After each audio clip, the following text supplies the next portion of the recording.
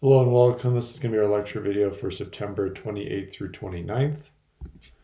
Our goal for today is to go over how to solve a system with our two algebraic methods, substitution and elimination. Why are we doing this? Algebraic methods do not rely on having graph paper. They are very precise, and they will be on the quiz, which is next Monday/Tuesday. All right, but before we totally move on, I want to do one more with graphing in the calculator, this time with a word problem. So we've got another race happening, this time between Achilles and a tortoise. The tortoise is going to start 70 meters down the track and walk at 1.3 meters per second. Achilles starts 50 meters behind the start and jogs at 5.5 meters per second. Who crosses the 100-meter line first, and when and where do they cross? So let's define some variables. We'll say y equals the position on the track, and x will be seconds since the start of the race. I'll write that out, since the race started. All right, now we can write equations for both of them. We'll start with the tortoise. Its y position will be equal to its starting position, so 70 meters down the track, so a positive 70, plus how fast it's going modified by how long it's been running. So 1.3 meters per second, that's going to become 1.3 times x. So you take the x number of seconds, multiply by 1.3, that's how far it's traveled. You add it to 70, that's the position on the track. Now for Achilles' y position, well, he's going to start at negative 50 because he's behind the starting line, but he's jogging at 5.5 meters per second. So then every second he gets to go 5.5 meters, so 5.5x. There's our two equations. Now we're going to use the calculator to solve the rest of this. So we'll go ahead and get out that graphing calculator. Let's go to our y equals and clear out anything that's already in there. All right, so the equations were 70 plus 1.3x, use that as your variable key, and negative 50 plus 5.5x. Let me double check those. Yep, okay. So if we just take a look at the graph, we're not going to see much. All right, because I assume your window is probably still set to our standard viewing window of negative 10 to 10, negative 10 to 10. We got to pick some values that make more sense for this. So let's press window. X is the time the race has been going in seconds. So we might start at like -2 or something just to see a little bit to the left of our y-axis. But we're not entirely sure how far to go up here. We could do kind of a back of the envelope calculation, see maybe it's going to take between 20 and 30 seconds for the tortoise to cross the finish line. So maybe I'm going to go up to 30, and if I have to adjust that, I will. For the y minimum, well, we know Achilles, the y value is the position on the track. We know Achilles starts 50 meters behind the start line, so maybe I'll go to -60 so I can see where he starts. And we're only racing up to 100, but maybe I'll go a little bit past that, 120. Just an idea is let's add in the finish line by doing a y3 at 100. All right, let's take a look at this graph. All right, there's our tortoise, there's Achilles, there's the finish line, and what it looks like is that the tortoise crosses the finish line first, and then Achilles. But let's figure out that intersection point. So second, calculate, number 5 for intersect. Here, because I do have 3 lines, it's important to make sure we're picking the right ones. So I want the blue line and the red line. And I press enter because I don't really want to take a guess. And it tells me that at 28.5 seconds, they're going to cross 107 meters down the track. All right, another thing we can use, we haven't used this yet, but the table could be really useful to take a look at where they are at each second interval. So I'm going to kind of estimate, it looks like the tortoise is going to cross the 100 at about maybe 25 seconds. So I'm going to go second, table set, which is the window button, but because I press second, it goes to table set. I'm going to have this start at maybe 20 seconds and go up by 1 second at a time. And then go second graph to look at the table. And here we can see, all right, the tortoise between 23 and 24 seconds crosses that finish line. Achilles is still back here. He's going to cross between 27 and 28 seconds. If I want to know exactly, I could do the intersect, but this time between the line and Y3, which is our finish line, and that'll tell me exactly it was 23.07 seconds when the tortoise crossed. Do that again for Achilles. Okay, so who crossed the 100-meter line first? That was the tortoise. Wonder where did they cross? It was like 107 meters. 28 seconds in. Thereabouts. Okay. So on to the algebraic methods. Substitution method. When do we use this? This is ideal for systems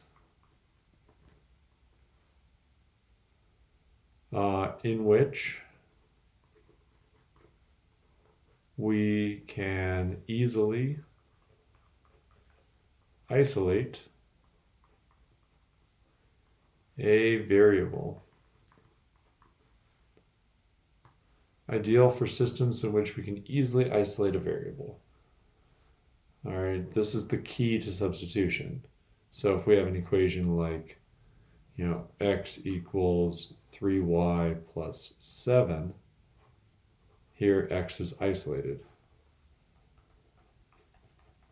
Now, not every equation will have a variable already isolated, but sometimes it will take only 1 or 2 steps to isolate a variable. If you can do that, it's a good candidate for the substitution method.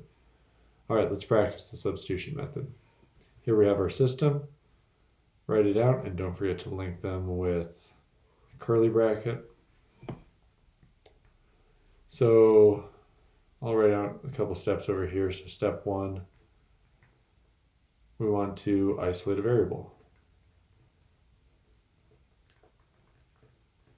And you can save a lot of time on the back end if you just pause for 2 seconds at the beginning to consider which variable would be the easiest to isolate. Although I could, isolate maybe the x in the top equation, I wouldn't be left with fractions. It's going to be more difficult. But this y right here is easy to isolate. So let's make a note of that. That right there is easy to isolate. All I need to do is add 3x to both sides. And I'll get y equals, I'll write it with the 3x in the front. Even though it doesn't really matter, just I like it to be kind of in more of a standard form here.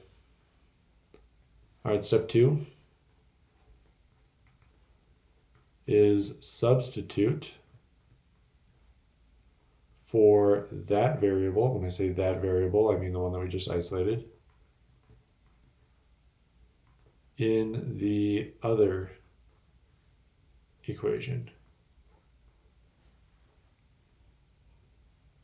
So how I show this is I put like a little box around this side. So the y equals 3x minus 5. And I'm going to draw an arrow to every instance of y in the other equation. Be careful not to plug it right back into itself, because then you'll get a situation that looks like we have infinite solutions if you just plug an equation back into itself, but make sure you're going into the other equation. All right, so this is how I say this. If y equals 3x minus 5, then y can be replaced by 3x minus 5. All right, so let's take a look at what this equation looks like. Now it's 6x plus 4 parentheses 3x minus 5. Use parentheses when we do substitution. That's going to help remind us to distribute that 4 to this negative 5 over here. Equals negative 20.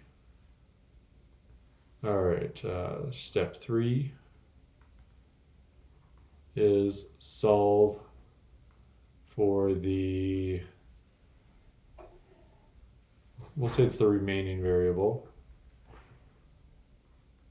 The point here is that because we plugged in an expression containing x in for y, there's no more y's here. There's only one variable, so you can solve for that variable. All right, so I'll distribute in this 4, and I get 6x plus 12x minus 20 equals negative 20. I will add 20 to both sides. At the same time, combine these terms. I get 18x equals 0. Divide both sides by 18. And I get x equals 0. Just kind of look that over real quick. Make sure that looks right. Okay. On to step 4. Is plug in what you found into either equation.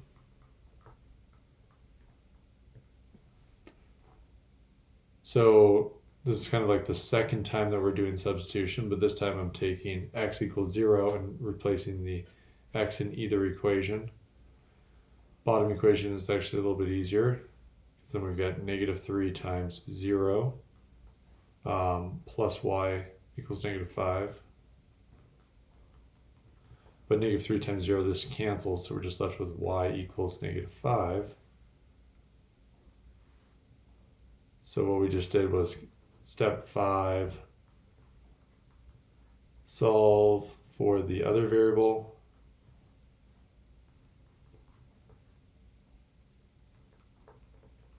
And then step 6. Step 6 is going to be double check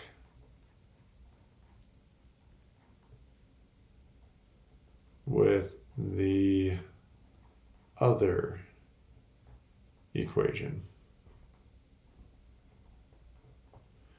All right, so we used the bottom equation to solve for y, so we'll use the top equation for our double check.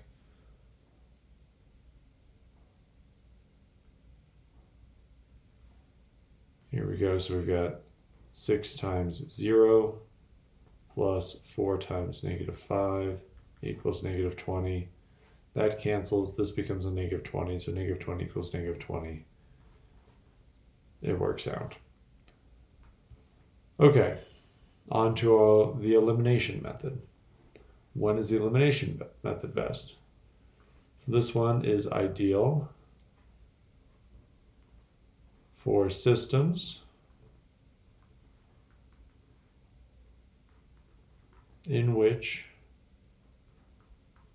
you can get a 0 pair easily. All right, and what is a 0 pair? It's a pair that cancels out when added, but I'll just give you an example and I think you'll understand it better. So something like 2x and negative 2x. They just have to have opposite coefficients. So these cancel when added. All right, here's a good system to use elimination on. Let's link it with a curly bracket. And what I'm seeing is that with either x or y, it's going to be pretty easy to get a zero pair because we have coefficients that are multiples of one another. It's also nice that the like terms are already lined up, because once we get a zero pair, we want to add the equations together. And it's nice when you can just add the like terms directly. So what I'm going to do here is I'm going to copy this first one. I'm going to signify that with just a times 1. So nothing's going to change. 16x minus 18y equals negative 18. But this bottom one, I notice I can get a zero pair with the 16s by multiplying by 2. Because then I get negative 16x, and I get a zero pair. It also happens that I get a zero pair with the y's. I get a positive 18y equals 18. All right, now we add these together, adding the like terms directly. These cancel, I'm left with 0 equals 0. This means our system, this is a true statement, so we'll just say true. Therefore, our system has infinite solutions. This is our two coincident lines example. But okay, let's write down a few steps for this. So step 1, we want to multiply everything in one or both equations to form a zero pair. So we could end up having to multiply them both if they're not multiples of one another. If you've got like a 3 and a 4 for coefficients, you can multiply them by each other, multiply like the top by 4, the bottom by 3, and then you'll land on 12, make one of them negative so that you get a 12 and a negative 12. But yeah, in this one we just had to multiply the bottom one to form a zero pair.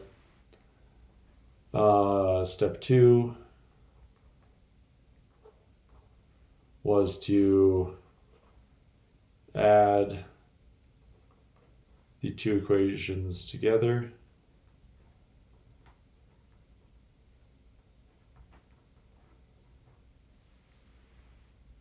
And then step 3, solve, plug back in, solve again. At this point, it becomes just like our substitution method. So even though it's called the elimination method, you end up using substitution to finish the problem once you've solved for one of the variables. All right, I'm going to give you a bunch more to practice with here. That'll be that for this video, and have a good rest of your day.